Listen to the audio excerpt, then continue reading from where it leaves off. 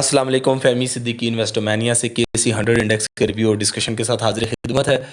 Index को review करने से और इंडेक्स की एक्सपेक्टेशंस को डिस्कस करने से पहले मैं कुछ छोटी-छोटी बातें अर्ज़ करना चाहूँगा, जो कि मैं हर दफ़ा ही करता हूँ, लेकिन शायद मुझे लगता है कि मैं उन चीज़ों को अच्छे से समझा नहीं पा रहा।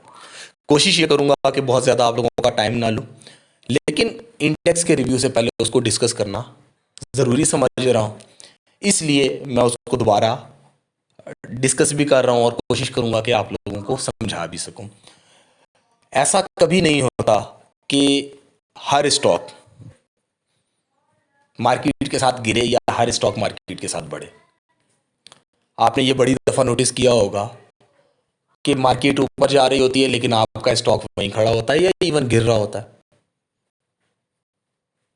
इसी तरह आपने ये भी नोटिस किया होगा कि मार्केट गिर रही है लेकिन आपका स्टॉक सस्टेन कर रहा है। इसकी अगर मैं आज के दिन के अकॉर्डिंगली रिव्यू करूं तो इफर्ट एक ऐसा स्टॉक है जिसके बारे में हमने एक ट्रेलिंग स्टॉप लॉस आप लोगों को सजेस्ट किया हुआ है। इंडिविजुअल स्टॉक्स की स्ट्रैटेजी रिपोर्ट का हिस्सा है। मार्केट ने जो मर्जी मूव बनाया हो, 450 पॉइंट का फॉल हमने देखा, लेकिन उन सारी चीज़ों के बावजूद उसने अपना ट्रेलिंग स्टॉप लॉस सेट नहीं किया। इसी तरह एक और स्टॉक है जिसके बारे में मैं डिस्कस करना चाहूँगा, NCL। इसने मार्केट के गिरने के बावजूद कोई खातिर खा रिएक्ट नहीं किया मार्केट में गिरने का, लेकिन जब मार्केट अच्छे तरीके से ऊपर जा रही थी आज से 2-3 दिन पहले, तो ये स्टॉक बहुत एग्रेसिवली गिर रहा था। और मैं बार बार आप लोगों को कह रहा था कि इसमें बॉटम हंटिंग हो रही है और कुछ लेवल्स ऐसे हैं जो ये बता रहे हैं कि ये एक बियर ट्रैप काइंड का सिनेरियो डेवलप कर रहा है और बुल्स को स्टॉप लॉस हंट करके साइड लाइन किया जा रहा है। इसी तरह आज से थोड़ा सा और पीछे चले जाएं तो रिफाइनरीज में कोई मूव नहीं बन रहे थे। मार्केट चाहे गिरे, वो अपना एक अपसाइड का मोमेंटम इंटैक्ट रखे हुए थे।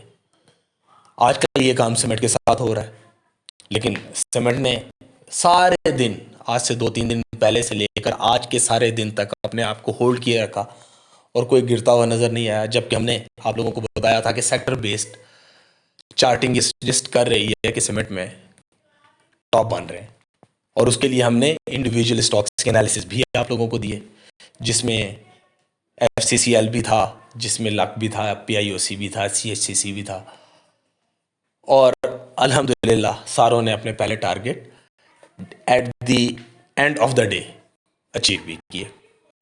ऑलमोस्ट सारों ने, एक आधे ने नहीं भी किए, लेकिन ऑलमोस्ट सारों ने अचीव भी किए।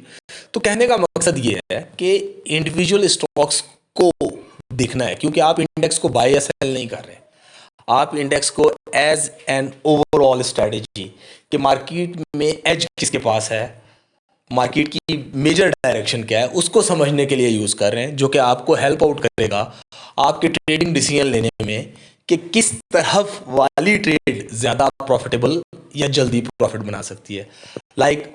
जब इंडेक्स ने 43,900 को टेस्ट करना शुरू किया तो हमने आप लोगों को बताना शुरू कर दिया था कि यहाँ से 2200 तक की करेक्टिव फॉल तो बहुत आराम से नज़र आ रही है, और वो करेक्टिव फॉल बेरिश मूव में कन्वर्ट होती हुई नज़र आएगी अगर 2200 पॉइंट से ज़्यादा पॉइंट 43,900 43,960 से नीचे बनना शुरू हो गए। तो अल्हम्दुलिल्लाह वो 2200 पॉइंट आपने गिरते हुए भी देखे, और उसके बाद जो हो रहा है वो भी आप लोगों के सामने। लास्ट वीक की क्लोजिंग पे भी यही बात की थी कि एज बियर्स के पास है।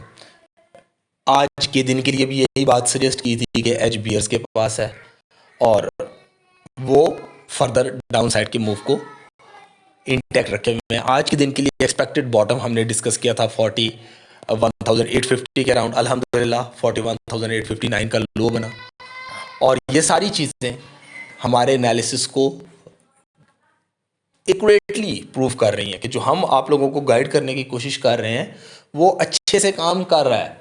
अगर वो इंडेक्स में काम कर रहा है तो डेफिनेटली वो इंडिविजुअल स्टॉक्स में भी तो काम करेगा ना। लेकिन जैसा कि मैं ये बात भी आप लोगों को बार बार कहता हूँ कि फ्यूचर की हम बात कर रहे होते हैं, तो फ्यूचर की जो नॉलेज रखने वाली ज़ात है वो मैं आप या कोई भी नहीं है, वो सिर्फ और सिर्फ अल्लाह ताला की ज़ात है। तो अल्लाह ताला की ज़ात के ऊपर यकीन रखते हुए, एनालिसिस को समझते हुए, रिस्क मैनेजमेंट को अडॉप्ट करते हुए काम करना ज़रूरी है। और रिस्क मैनेजमेंट किस लिए ज़रूरी है? कहीं अगर हमारी एक्सपेक्टेशन गलत हो जाती है तो ऐसा ना हो कि आपके जो लॉसेस हैं वो ज़्यादा बड़े लॉसेस में तब्दील हो जाए। अल्हम्दुलिल्लाह हम ये बात कहते हैं, हमारे मेंबर्स ये बात बार बार कहते हैं कि 80% से ज़्यादा हमारी एक्यूरेसी है। और अल्हम्दुलिल्लाह इवन जब कोविड का एक एग्रेसिव फॉल बना था, उन दिनों में भी हमने जो एनालिसिस सजेस्ट किए थे वो 80% से ज़्यादा की एक्यूरेसी दिखा रहे थे। अगर आप चाहें तो मार्च 2019-20 की, मार्च 2019 और मार्च 2020 और फैब 2020 की रिपोर्ट आप हमसे ले सकते हैं, हम आपको दे सकते हैं, उसमें आपको आइडिया हो जाएगा। So coming to the point, index में आज के दिन के लिए एक बेरिश मूवमेंट एक्सपेक्टेड थी, जिसका एक्सपेक्टेड बॉटम 41,850 के अराउंड सजेस्ट किया था। 41,859 का हमने लो बनते हुए देखा। इंडेक्स क्लोज भी अपने लो पे हुआ। 450 पॉइंट का net loss day on day basis पे विटनेस हुआ।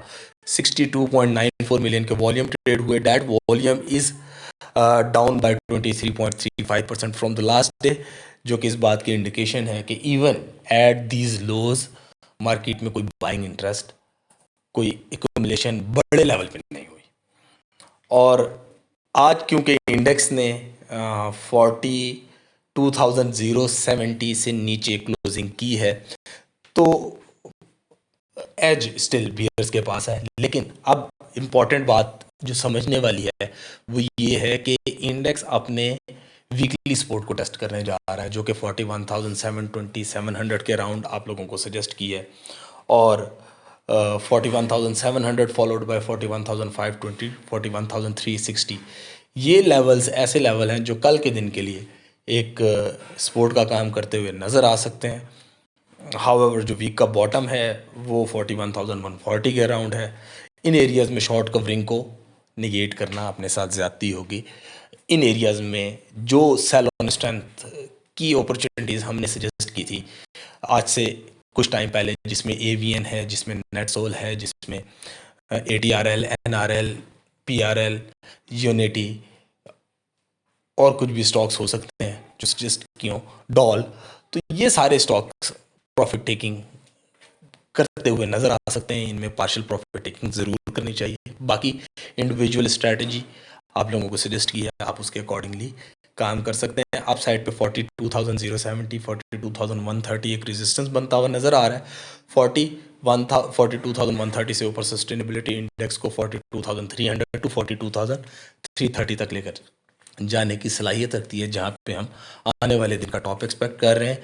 Once again I would request कि ये बात ज़रूर समझिए कि आपने काम मेजर उसमें करना है, ज़्यादा उसमें करना है जिसकी एक्सपेक्टेशन अच्छी है। लाइक अगर इंडेक्स में बेयर्स स्ट्रॉन्ग है तो बेरिश मूव के एज ज़्यादा है, लेकिन इसका हरगिज़ मतलब ये नहीं है कि आप उन स्टॉक्स में भी शॉर्ट कर दें जो बॉटम को टेस्ट करने जा रहे हैं। अपनी दुआ में याद रखिएगा। अस्सलाम वालेकुम वरहमतुल्लाह।